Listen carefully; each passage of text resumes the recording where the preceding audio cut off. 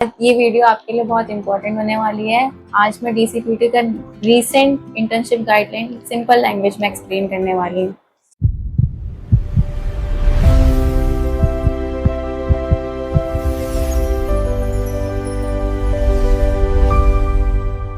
Hello physios, this is doctor सिमरन दास है।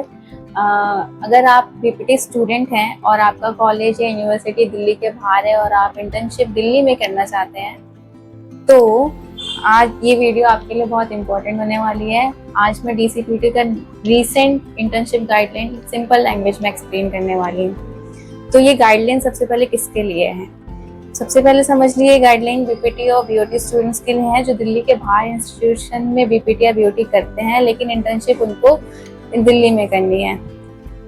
और इसके लिए हम पहले डीसीपीटी की वेबसाइट पे जाएंगे, वहाँ पर हमें क्या क्या रिक्वायरमेंट है वो पता करेंगे, उसके अकॉर्डिंग में हम आगे बढ़ेंगे। यूनिवर्सिटी से इसमें क्या क्या रिक्वायर्ड है वो हमें बताया गया है। पहली बात तो एप्लीकेशन डायरेक्टली आपके इंस्टीट्यूशन के थ्रू भेजी जाएगी और उस पर रजिस्ट्रार या डीन के वेरिफिकेशन होने चाहिए। यूनिवर्सिटी के लेटर में अब क्या क्या मेंशन होगा ये ज़रूरी बात है। यूनिवर्सिटी के लेटर में मेंशन होना चाहिए कि दिल्ली में इंटर्नशिप आप क्यों करवा रहे हैं, वैलिड रीज़न होना चाहिए उसका। और इसमें आप जो वैलिड रीज़न डालेंगे वो दिल्ली का रेजिडेंट होना सिर्फ काफ़ी नहीं है, उसमें हॉस्पिटल का नाम होना चाहिए, हॉस्पिटल की जो एक्सेप्टेंस लेटर आएगी आपके लिए वो भी होना चाहिए। और सबसे इम्पॉर्टेंट बात है कि आपका जो पेरेंट यूनिवर्सिटी या कॉलेज है वो आपके इंटर्नशिप की पूरी रिस्पॉन्सिबिलिटी लेता है, ये चीज़ मेंशन होनी चाहिए लेटर्स में। और कौन कौन से डॉक्यूमेंट्स चाहिए होते हैं हमें इसमें, तो आपको सबमिट करने होंगे दिल्ली रेजिडेंस प्रूफ, जैसे कि दिल्ली का डोमिसाइल हो या फिर आधार कार्ड हो, या फिर दिल्ली से 12th पास की है तो उसका मार्कशीट, 10th मार्कशीट हो सकता है, डेट ऑफ बर्थ सर्टिफिकेट डालना है आपको, बीपीटी की सारी ईयर की मार्कशीट्स डालनी है, 2 रीसेंट पासपोर्ट साइज फोटोग्राफ्स डालनी है, और आपको 500 रुपीज़ की फी पे करनी होगी। या तो आप बैंक ड्राफ्ट डाल सकते हैं या चेक से या फिर ऑनलाइन पेमेंट के थ्रू। एक सेल्फ एड्रेस लैमिनेटेड एनवलप डालना है, एड्रेस प्रूफ देना है एक, और रजिस्ट्रार या डीन का ऑफिशियल रिकमेंडेशन लेटर, जैसा भी मैंने आपको बताया, आपको वो लेटर देना है।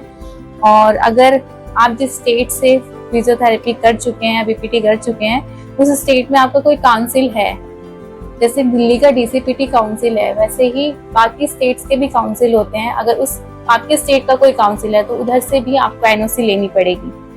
एनओसी भी मैंडेटरी होता है वहाँ के लिए।